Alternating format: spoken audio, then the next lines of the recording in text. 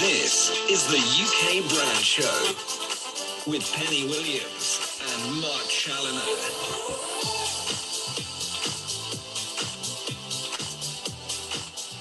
Well, good morning, good afternoon, good evening, wherever you are in the world. Hello, Penny. Hello, Mark. How are you? I'm all right. It's a little bit warm. I bet you are too. A little bit warm, yes. And are we going to do any Boris jokes today? It's tempting, isn't it? It's tempting. I think they've all been very tempting. Yes, I think it was all perfectly summed up. If anyone looks at the current cover of Private Eye, it has Boris Johnson's legacy in full is the headline, and it's just a picture of a toilet looking rather nasty. But yes, so interesting times ahead. Very interesting times, and it's global as well, isn't it? Really, in terms of how uncertain things are, be it whether we're going to have another pandemic or financial or war. We're ticking all the boxes.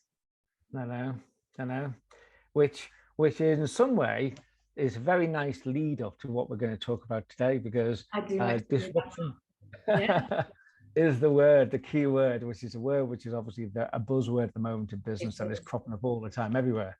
And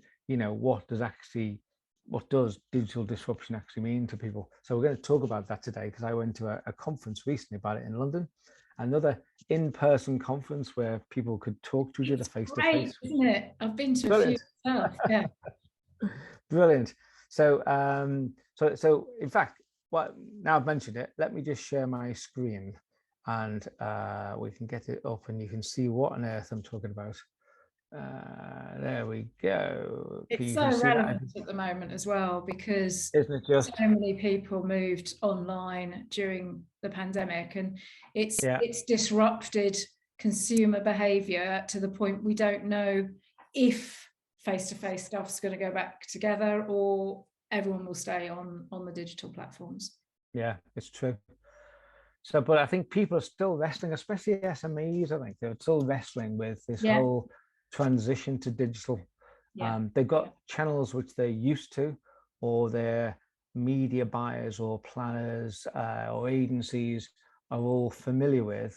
And either if you've got a forward-looking agency, they're sort of well versed in things digital, but getting them over the line with the client sometimes can be difficult, who are sort of, dare I say, set in their ways in some ways, and just not just set in their ways, but just also not quite sure what step to take first to create this disruption, because that's what we need sometimes, and we need in this day and age now to disrupt what we've been doing in the past to create a better future, not just for ourselves, but also for our customers, which is of course a virtuous circle. So so I went to this company's thing. I'm going to speak at their autumn conference. It's a company called Nimbus 90. So NIMBUS NINETY, nimbus90.com, and they are a sort of an organization which is set up to bring together a sort of wide range of stakeholders responsible for driving digital transformation across business and technological functions through a variety of activities, not just media, but it's everything from, they had a presentation from Boots, they had a presentation from a charity, they had a charity, all sorts of different businesses, but all in the same boat of trying to go to a digital future and how it should disrupt. And the question is disruption planned, or is it forced upon you? Well, we'll come to that in a minute, but there are different types of disruption. So what they do, all the people that are involved with Nimbus 90 are all disrupted leaders, I'd say, disruptive leaders, and they sort of share a common goal, which is sort of fast track their learning and transform their challenges, I guess, into opportunities for everyone to share them, a bit like Inmar does for media only. They sort of share the whole disruption world. So I went to their spring conference, summer conference, and it impressed me what they did. So I thought I'd share today some of the things that I took from it. And there's a really, really good case study from Virgin Money and what they've done. So I'll share. So I'll get on with it without further ado. So that was it. So firstly, the question is, what is disruption and what it means to people? Well, it means lots of different things. It's certainly in some people's mind virtual. I mean, we've heard all about this metaverse. We had Stephen Shaw on the other week talking about metaverse and what it can do and what you can do with it. And to some people, disruption can be something like that. Suddenly that's going to, metaverse, people will say, will disrupt the whole world in terms of how we conduct ourselves in business with our audience, how we engage with our audiences, etc. It can be certainly different. It can be rebellious. If you look at some of the people who've disrupted the first thing comes to mind, like Greenpeace. They're a disruptive and rebellious organization, aren't they? In terms of what they're set up to do and how they go about doing things sometimes. But sometimes rebellion is what gets things done, you could argue. You can certainly say it's digital. You can certainly say it's all about deciding of how you're actually going to create success for yourself for the future. It's not just about what you might have done in the past and the channels you may have used. And finally, it's certainly about innovation and all the things you see on the screen, basically, but they're the ones that sort of stood out to me. Innovation and its relevance in business today. So that's what it's about. And, we've talked about, without sometimes labeling it as this disruption, but we've talked about it on this show loads of times about, we've seen media and bringing in artificial intelligence and machine learning and segmenting their data with their customers to give a better experience to the customer. And this whole thing around AI and data is really key to disruption for the media industry. It's name but one industry going forward, because people are wanting to spend their budgets more wisely. They wanted to target certain demographics or geographics or whatever. And it's not just about, buying a full page in a newspaper anymore and hoping for the best. It's about targeting specifically audiences, and you do that through digital, you do it through segmenting your data, you might do it through AI and ML. But ultimately, it's all about disruption, because all that thing I've just mentioned there would not have existed in the media industry, say 10 years ago. It'll certainly be a very foundational piece of it. So a lot can change in a short space of time. But again, it depends on what it is you class to be disruption. So the basic question is, what is it? Well, it can be, for many, what can be described as, and they described it at the conference, as a cognitive reset. Thinking about what it is we need to do, especially in a post-pandemic world. Everything's changed, everything's locked down, and everything's coming back now. And some people are seeing green shoots coming back. Some people are struggling to come back. Some people have they carried on through, depending on what industry you're in. But it is about sitting back and thinking about what is it we need to do to catapult ourselves forward in a post-pandemic world. First question they say we should be asking really is it about recovery first and then a reset? And again, it depends on where you are, but for many, it will be about recovery first. So what plans do we put in place to stop the rot, if you like, if that's what's happened? And how do we get momentum back with our advertisers, it might be, or whatever, our audiences, how do we get them momentum going with them to engage with us more? Is it about recovery first? Or if not, is it reset from day one? But it's about stopping what you do and taking stock first. But disruption can be a number of things. It can be a deliberate intention to change the status quo. I mentioned Greenpeace, for example.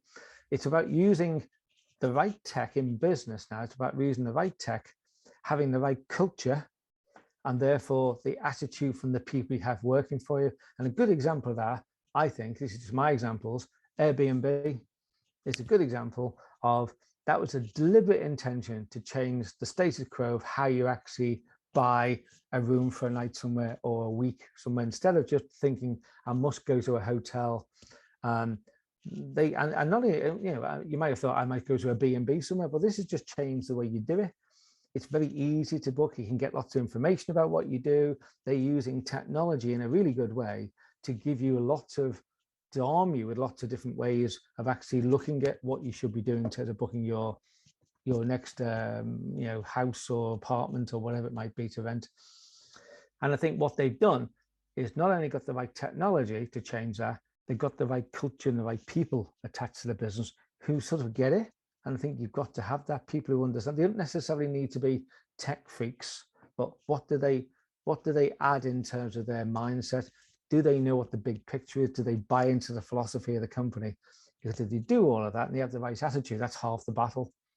So it can be a deliberate intention, which is what Airbnb was set up to change everything and give people a new way of doing something, a good disruptive thing. It also could be maybe an outside influence, which you've got no control over. And, that, for example, would be, Meta or Facebook, as they like to call themselves, or Google coming along and changing the way you search for things, changing the way, and it's an outside influence as far as you're concerned to your company. Everybody would now say, as you used to say, use a Hoover, which is a brand name, you use Google to search for something. Again, not that long ago, it didn't exist, but it's changed the world, one of the biggest companies in the world now. And it's as a business, you've got no control over it, but it could be this outside influence, which changes fundamentally the way you operate your business. Like the lots pandemic. of people exactly right. Yeah, exactly. An outside influence. Yeah. It could also be a deliberate entry to a market. So with the express motive to disrupt. And I would say Uber is a good example of that. Very good example. If you had a black taxi driver sat here now, what would he say about Uber?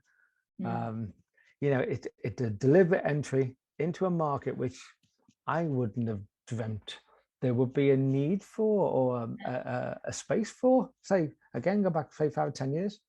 But that's had the express motive to disrupt, to give the customer a better experience, a cheaper price maybe, and not to break down a monopoly, which I guess you could argue as a black tab carbon license cab used to have. Yep. And again, and finally, it could be reactive, so not proactive, but a permanent shift to something brand new, which we could never have allowed for. And these examples are used at the conference. The Ukraine war, for example, who'd have thought we'd be seeing this almost on our doorstep? The famine in Africa. The lady from the Water Aid was talking about this. COVID, climate change. All these things are things that we need to be, which are disrupting our market, and we have to be reactive to. So there's a number of ways in which you can be disrupted, or in a number of ways in which your industry can be disrupted. It's about what we do with it and recognizing the disruption first and how best to tackle it. Is it about getting the right people? Is it about changing the culture? Do we need new technology? What is it that we need? Oh, and finally, there's also this one about disruption can also be protection of revenue. So maybe a change in the operating models necessary, say, from pre to post-pandemic. So digital advertising sales, I think, is a good example of that. We have now programmatic advertising. I would never have dreamt programmatic advertising would be around, didn't even know what it was 5 years ago. And suddenly, much of the advertising from agencies and that today is booked through programmatic ways. So again, it's changing the model, being disruptive, but in this case, not just to drive revenue, but protect what you have. And that's a good example for media. Media's, its advertising revenue has been declining over years. It's trying to fight back. Less people are buying a newspaper, less people are going to the corner and parting with their £1 for their Telegraph or whatever. Now we have new ways of actually getting revenue in from advertisers to those newspapers by offering it in different ways, using data and using programmatic and other such ways. So there's lots of ways in which disruption can happen to your business. And I'm sure whoever you are, big or small, you can look at the chart here now, this slide, and say, yeah, I can relate to 1, 2, or 4, or whatever it might be. Definitely. So the question, therefore, once you recognize it, how do you tackle it? So the solution, and this is what the conference is saying, is all about democratization. So it's giving more people the opportunity to be empowered to make more decisions. And I think that's absolutely right, isn't it? In this sort of world of, diversity, inclusion, and lots of other things of that nature, being sustainable as a business, etc. Part of all that, I would roll into this as well, of actually giving people, your key staff, more of the power to make decisions, whether it's someone on a shop floor that if a customer comes in, complains that something's too small and it doesn't quite fit or whatever, and your policy is not to refund it, well, maybe in certain circumstances, the staff member needs to be empowered to make that decision themselves, not to go, well, I have to go and see the boss. Giving people more power at that very basic level through to, you know, high levels of business, giving people the power to feel like they are required, they are needed, their opinions count, and giving them that responsibility. Yeah, that old saying, isn't it? It's only a mistake if you make the same mistake twice. Give people the power to make it first and see what they do and how they learn from it, and they'll feel more part of the culture as a result of. Yeah. It's also about, in terms of tackling disruption, it's not about the technology itself. It's about goals. It's about objectives. It's about business cases. You know, and a good example of that would be mobile. So it's no longer a device. It's a behavior. It's how you behave when you're using your mobile phone. And people sometimes still think, oh yeah, it needs to be treated separately. What would you do on a mobile thing? And you wouldn't think necessarily, some people wouldn't think necessarily to think, well, we could do something on a mobile a little bit differently from what we might do online and what we might do on Facebook and what we might do blah, blah, blah, blah, blah.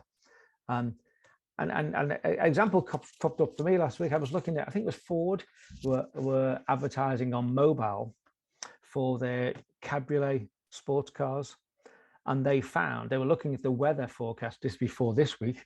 We were looking at the forecast a couple of weeks ago, and the north of England was going to be a lot more rainy than it was going to be in the south, which is probably the norm anyway, but it was going to be more so in this particular week. So they were able to,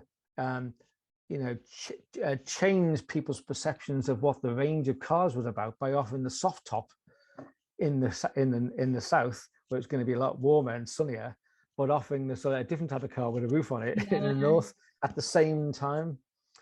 And that's just about thinking. It's about, again, goals, objectives, business cases, what you're trying to achieve, what you do using the right technology. But it's not about the technology itself. That's the enabler to the goals and the objectives and the business cases. And as I say, recognizing that mobile isn't just about a device, it's how people behave when they're on it.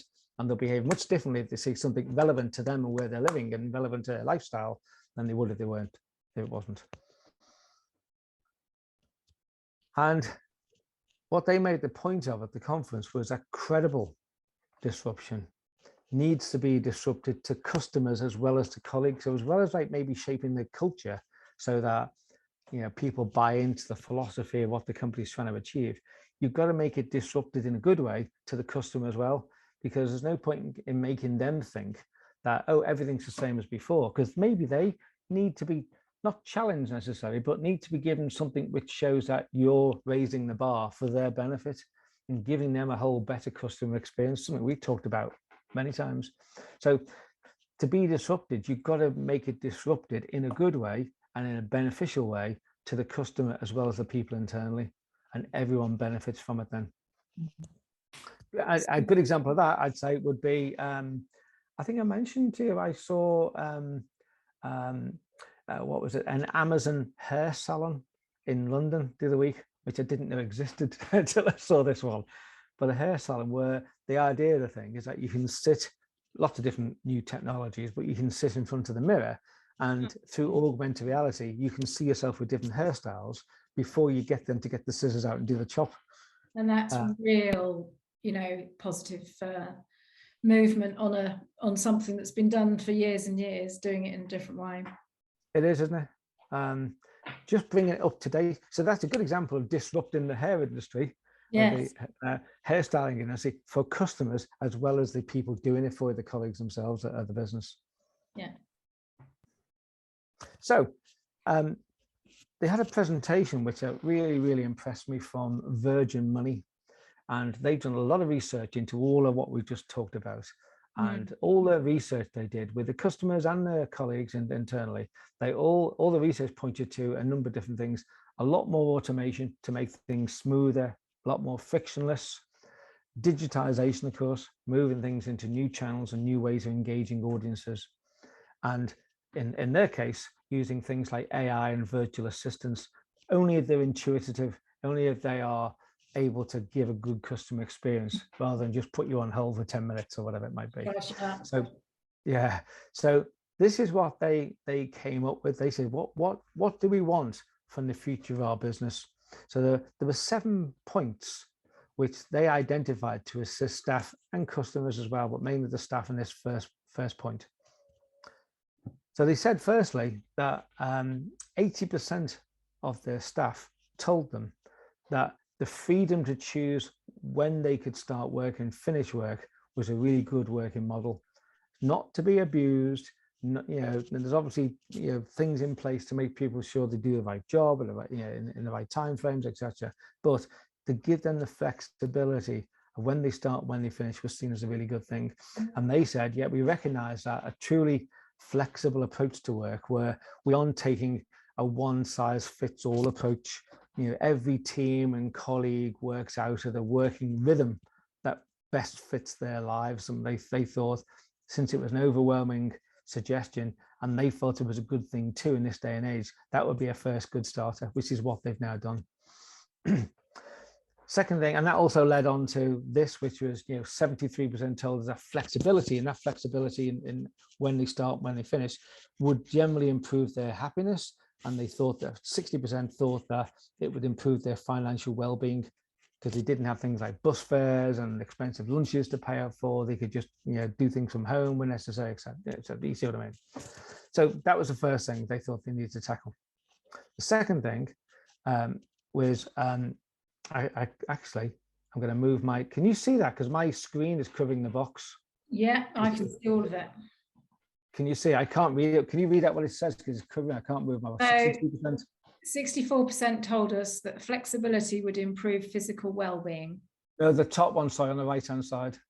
Oh, 62% told us that flexibility would improve mental well-being, and sorry, yes, on physical well-being. That's it. Sorry, I can't read that because it's covering over. But what they were saying is, well-being days, they're saying that, their colleagues, since this research, they now receive an extra 5 paid well-being days a year to help them switch off from work and live the best lives they can. That was their words. I've heard other companies doing that. Yeah, it's interesting, isn't it? And that also applies, of course, to that one that you've just the other read. The 64% told us that flexibility would improve their physical well-being too. So that's what that's about, giving them extra time off to help them do that and switch off and have a good work-life balance. Interesting. Then move to 71% of carers, people who have got kids or people who are looking after people over there as well as their own lives, told us, these are staff, it's stressful managing childcare, working full-time in a company workplace. So again, what Virgin have done, they've got what they call this gender neutral parental leave. And what it means is gender, firstly, is no longer a factor in the family leave policy. So everyone from expectant mothers to fathers and those looking to adopt, say, have now access to the same amount of family leave, which is up to 20 weeks fully paid leave and 52 weeks leave overall starting from day one, which is quite staggering. But they're working very closely with staff to to facilitate all of that. Then 74% told us that flexibility on location is a pull for applying for a job or staying with a firm. So again, they've tackled this, being one of the main things they've said. And they said, we try and go for locationless hiring, which is whenever possible, they try and to adopt a locationless approach to hiring people in the UK, to allowing them to reach further across the nation in terms of finding people with the right talent, which is good for them, but also giving this flexibility which people say they want. If you can do it from home, then maybe it's 2 days a week at home or 3 days in the office or whatever it might be. If enough flexibility, or working from the other part of the country, if your job doesn't require to be in an office in London or whatever it might be, it's going to be a much big bonus for them, and they've acted on that. And then finally, 30% told us that they would still be willing to travel more than 40 miles to get to work. Not as high a figure for obvious reasons, but nevertheless, back to this locationless hiring, they have, as I said, they've adopted this locations approach so they can reach further people across the country who may be willing to travel or will be willing to work for the company if they can work from home, and they can attract therefore the best talent. And then finally, it's all wrapped up by that yellow circle you see there, which is the point number 7, which is all about giving them all the digital tools to support them. So they say that we've launched a variety of tools to help the colleagues adapt to a new way of working, including what they call Virgin Pulse, which is a holistic health and well-being app that helps them proactively manage their well-being while encouraging sociability as well. So if all that's taken at face value, and there was no reason to suspect it shouldn't be, that's an amazing thing, isn't it? How they've listened to their staff and how they've listened to what needs to be done and acted on it. Yeah. And I'm not suggesting everybody needs to do that, but there's a great example of how they've disrupted the workflow. They've disrupted, how they work, how their staff work, and that will ultimately transfer down to the customer too. So it disrupts the whole chain right along from customer through to product. I think it's a real trend as well that companies are looking more about hybrid working, mental health issues, well-being. 4-day weeks are being tested by a few companies, aren't they, at the moment? So yeah, we are in a period of change. And they say, we're proud of what we built. We've only just started, but we've developed a truly flexible approach to work. We're looking at locationless hiring, gender neutral parental leave, well-being days, which are paid for, and the digital tools to support them.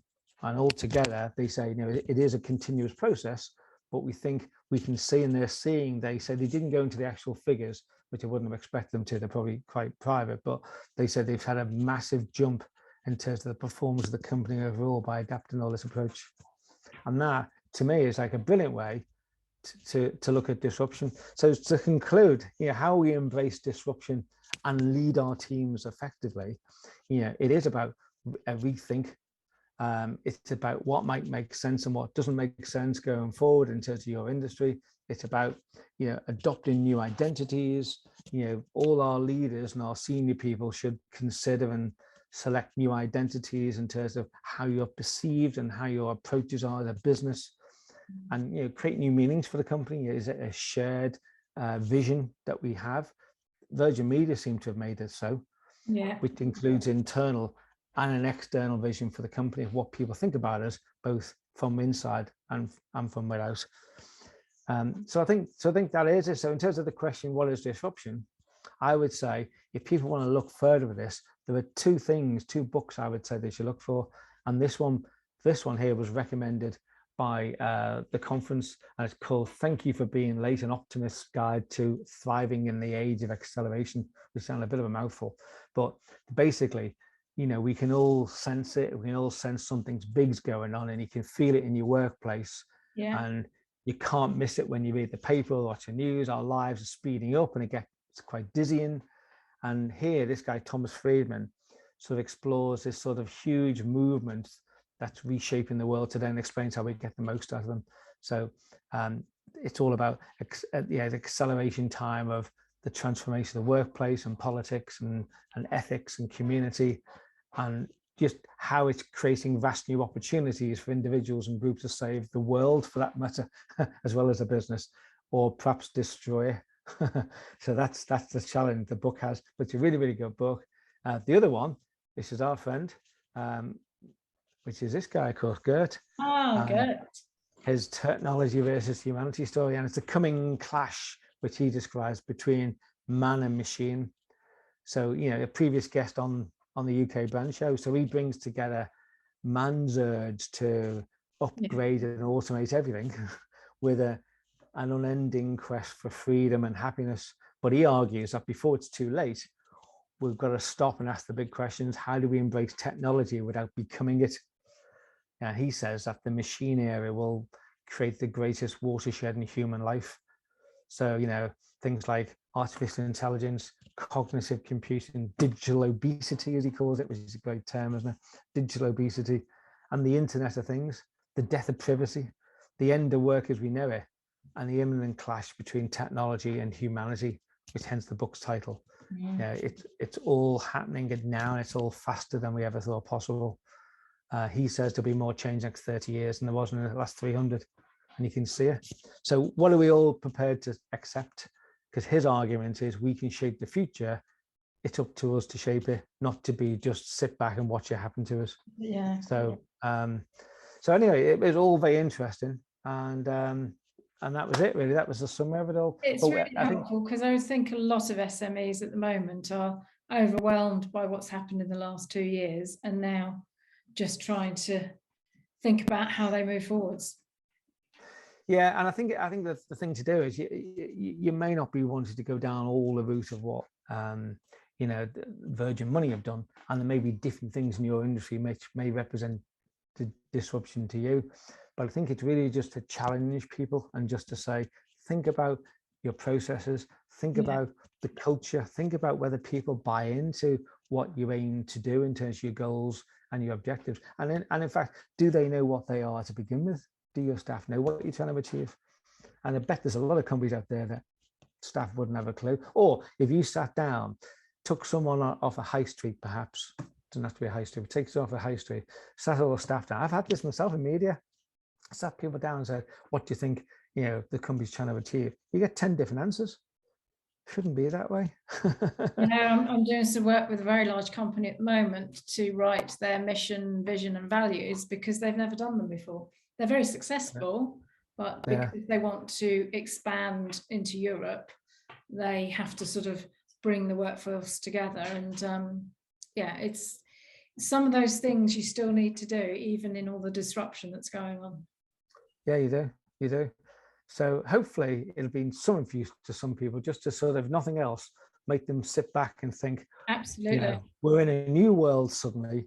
We're hopefully coming back stronger than before, or certainly coming back stronger than we were, say, a couple of years ago, that's for sure. Yeah. How do we actually drive that? How do we protect our revenue? How do we drive revenue? How do we drive engagement? And how do we get the ethos of the company out to the staff and then to the customers? And it gets a halo effect to everyone. And if we can achieve that, that's part of the thing. And that is what disruption is all about. Yeah. It's not about getting the best technology. Technology can aid it, but it's not the be all and end all. No, you have to have the core values in place. Exactly. So there we go. So it was good. It was a good conference, actually. I enjoyed it. Very interesting. Yes, thank you. Yeah. So there we go. So we will be back. Yes, with more guests. Listen to more of these on the UK Brand Show website, which is the ukbrandshow.co.uk, and get in touch on the socials. Absolutely. And we'd love to hear from you. And if anyone has a subject matter for the show, we'd be interested in talking to you too, because we've had I was certainly thinking the other day, we've had such a wide range of guests and industries over the last few years, haven't we? Yeah. From music to, you know, high street to media. We've had them a lot, haven't we? Futurists. Yeah, we've had a back for second interviews. Yeah, I think it's about time for some of that, actually. Yeah, I think so too. See how people are now 2 years on. Yeah. Post-pandemic, we never thought when we started this show, Pen, that we'd ever be talking about a pandemic, would we? Absolutely not. No, crazy. So anyway, thanks to everyone for watching, or for listening, or whichever channel you're on, and we'll see you again soon. See you soon. Bye for now. Bye.